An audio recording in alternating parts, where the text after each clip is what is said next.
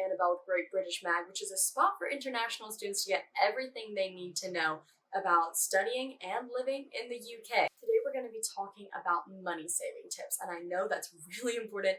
I was a study abroad student in London, and you know what? We're all living on a budget when we're studying abroad as students, not really making money, studying and living and having that best experience we possibly can while in London. But you know, there are tips and tricks. It is an expensive city, but there are ways to do it. So we're going to be going over those today. So let's get into those. So first topic, food. As for cooking, I know that we kind of get used to however we do it at home. But in London, your refrigerators are going to be smaller. You just can't bring as much food to your space, especially in student accommodation, as you might be able to at home. And so one really good way to save money is to do meal prepping. And so kind of have some meals planned for the week and buy the ingredients you need for those meals. One, this will kind of help you save time. And two, it's a good way to stay on top of cooking, which can get hard to get into. And then you're not just buying a bunch of ingredients that might go off. There are a lot of YouTube channels and websites that you can check out for student cooking to give you just some ideas of how to get used to it all. I wasn't used to cooking for myself every single day, and that was a little bit of an adjustment. So now as for where to buy, so some stores. So you have Aldi and Sainsbury, and those are really great options to kind of spend less as opposed to like Marks and Spencer's and maybe some of the other spots that you can go in London that can be on the pricier side. So Aldi was my saving grace. I know that is where I shopped all the time, got little reusable bags, which you will need in London. I think I paid like £20 my first shop, which was, you know, hey, I'll take it. That was pretty good. So at Aldi, there's a fruit and vegetable pack called Super 6. You can get a packet of baby potatoes for like 69p. Like, that is so good. Aldi also has these super weekly deals, so you could get even sirloin steak for $4.99. Eating out is a big adventure, and you want to try all those different foods in London because London has so much to offer when it comes to food.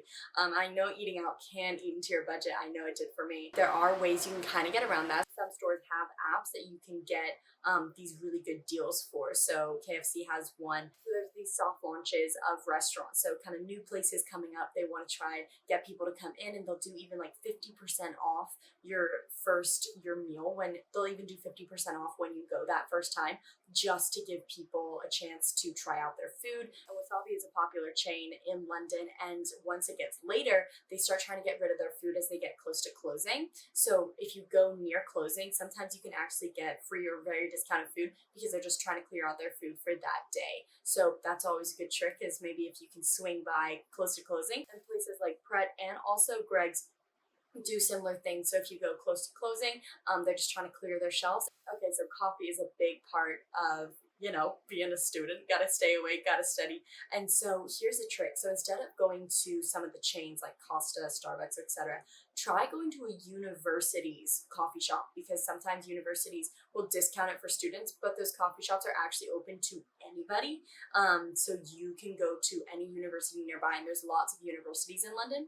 So their university coffee shops are usually a pound or two cheaper than what you would get somewhere else. There's also an app called Olio, which allows you to pick up free food from restaurants or some other freebies from shops. And so that's another good trick to find some free food around and maybe try something new, you know. You can also sign up to be a mystery shopper, which means you basically go to a restaurant, try the food out for free, and do a review, take a picture of it. These services are done by Service Scan and Mystery Dining, and you just apply.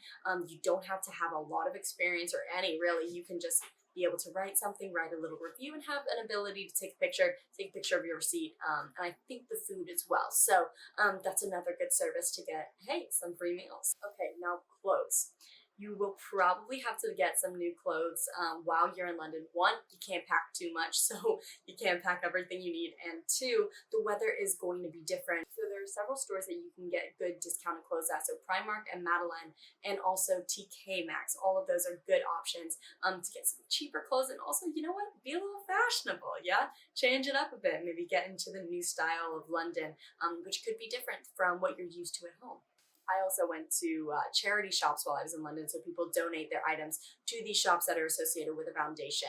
And your money, one, is going to a good cause, and two, you know, you're getting some really good deals and not wasting money on new clothes you might not need. You're kind of repurposing ones that have already been donated. Now, exercise. This was an important thing to me. I like having a gym membership. It's important to stay fit, stay healthy. And so those can be really expensive, but I actually signed up for Pure Gym while I was in London. They do 3-month plans. So 3 month, 6 month, and I believe 12 months. So you can kind of do different things like that or look at memberships around you, but sometimes they do these month packages. So as a student studying abroad, when you're only there for a set amount of time, it's pretty easy to find a spot that works for you, and that you can get like the timing right on that.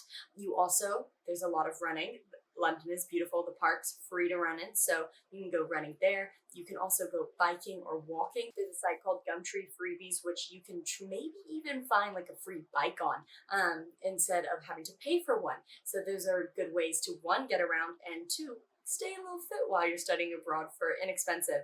Sweaty Betty and Lululemon and other kind of workout clothing brands also offer some free workout classes. So if you check out their websites, you can see where you can get some free workout classes. Maybe try something new you haven't tried before. Now, travel is expensive, but there are ways to do it for cheap as well. I know being in London, you have access to places in Europe that you may not have had access to before. My tips for that are, one, travel during off-peak time. So maybe not when school is out, like London schools are out. So, but us being study abroad students, we have the ability to travel maybe a little bit more during the semester than people who are actually in their classes are. I know during my program, I had time to travel, and so Jack's Flight Club is a really good one to look into for that. You can find really cheap flights that way. Now, as for traveling around London, there's a bus hopper fare, which basically means that if you get on 2 different bus routes within 90 minutes, then you only pay the fare for one. So maybe if you're trying to get somewhere that's a little further away and you need to take 2, don't take the underground, take the bus, and then you're only paying 1 fare. So that's a pretty good thing to keep in mind. You can use the City Mapper app, and that will actually tell you how costly your ride is going to be, which route you go. Again, biking or walking will be your best option, and being in the heart of London, usually where your programs are going to be based for these study abroad experiences, then getting around will be easier. You can also get student discount cards like the 18 to 35-year-old rail card, which will get you 33% off train tickets around the UK. There's also the international student card, which will get you discounts to over 40,000 places in the UK. You can get £2 off the regular price by using the link that I've dropped below in the comments, so go ahead and check that out. Now, as for toiletries, there are 99p and £1 shops that you can go to get those toiletries for cheap. I would recommend doing that because you can rack up the price at other places around. As for furniture, because you're setting up a whole new place, you need to get some bits and bobs that you obviously wouldn't pack. I know for me, I need to get like a jewelry stand, and I wasn't gonna buy one because I'm not gonna take it home. So I went to one of those charity shops and was able to find this little nightstand thing that worked out just fine for me and my jewelry. So that was, I spent £1 on it. So you can find little bits and bobs to fill your apartment or flat with whatever you need at these charity shops. And again, your money's going to a good place, so that's always nice. And one of the places I mentioned earlier, Gumtree Freebies, they also have some great little furniture bits that you can find online as well. Now, books. Guys, we're studying abroad. We also have book expenses like you would normally have at your university on top of it all, but you can actually go to one of the libraries. These university libraries will do student exchange programs where people who have maybe graduated have donated their books, or they're selling them for really little money. So make sure to look at those university libraries and see kind of the lay of the land and see if they have the books that you might need. There's also lots of libraries around London, so if you want to pop into one of those and maybe see if they have the book you need, try that too. And then these libraries are also so beautiful, so they're great little study spots as well as getting the books you need without having to pay that really painful price. Okay, so now for some saving sites. I know I've mentioned a few, but here are just a few more that I think were really helpful while I was studying abroad in London. So 2-for-1 days out deals, that, as it says in the name, you basically get 2 tickets for the price of 1. So do that, split the price with a friend, meet someone you're studying abroad with, and you can get some really good deals on show tickets, movie tickets, food, that kind of thing. So make sure you can look through those deals, pick a friend. I used Groupon actually a lot when I was in London, and I was able to go to some shows as well as just some events around for really inexpensive because they do some student discounts as well on Groupon that you can find. Now, these student discounts, I really recommend, like, this is a tip for everything as well. Be sure to get a student card if you can that proves you're a student of London. Because with these student cards, you can go up when you're checking out at a grocery store, at a shop, anything, and usually these stores will have student discounts ranging from like 10 to 20% off your purchase. So, that'll add up. So be sure to check that out whenever you're done purchasing your items. Yeah, I didn't realize that one when I was studying abroad. I did not know that until about halfway through. You can actually just ask when you're checking out. And I was so mad because several of the stores that I had gone to, all of them had student discounts. So please take this from me. Don't do it. Be sure to ask and have your card on you. Okay, so as for fun things to do around that are kind of on the less costly side. So parks, again, are just beautiful. So just taking a walk around a park, and museums. Guys, there are so many museums you can go to for free, and you can learn about the culture of London and learn about other cultures that are immersed in London. And these museums are just so rich in history that be sure to take your time there, go there several times, because one trip, I promise you, will not be enough. So several times when you have those days. So when you have those days off, be sure to go to these museums, get your full free experience. There's also private art gallery viewings, which are great because they're usually free. You can find these on Eventbrite. And so when you go to these, sometimes they'll even have like free drinks and free food as well as you're seeing a gallery of art for free. And you're going to this really cool gallery that's opening or anything like that. And it's just a really neat experience to get that you can do for free as well. So keep an eye out. Barbican Cinema also has £5 deals on Mondays for tickets at movies. So if you're a movie buff, be sure to look at that and maybe plan out what kind of movies you want to see, or maybe some new releases that are coming. And as for those live theater buffs, because you go to London, you gotta see a show. I feel like it's a requirement of being in London.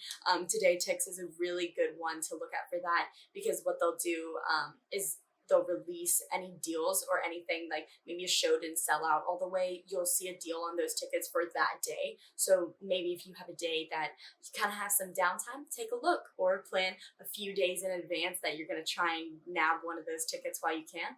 Then take a look on Today Tix to every single day to try and see what you can go to. Alright guys, well that's it. Thank you so much for checking out this video. I know these tips and tricks were things that helped me survive on my budget when I was studying abroad in London, so I hope they do the same for you as well on this experience that you're about to go on, because it's going to be fantastic, and you can do it for cheap, save some money, because it's already a kind of expensive process to study abroad, and so this is a great way to save money while you're there, and who doesn't want to save a little money? So alright, well I hope this video helped you out. Do subscribe to our channel to get more information about useful things to know about studying in the UK.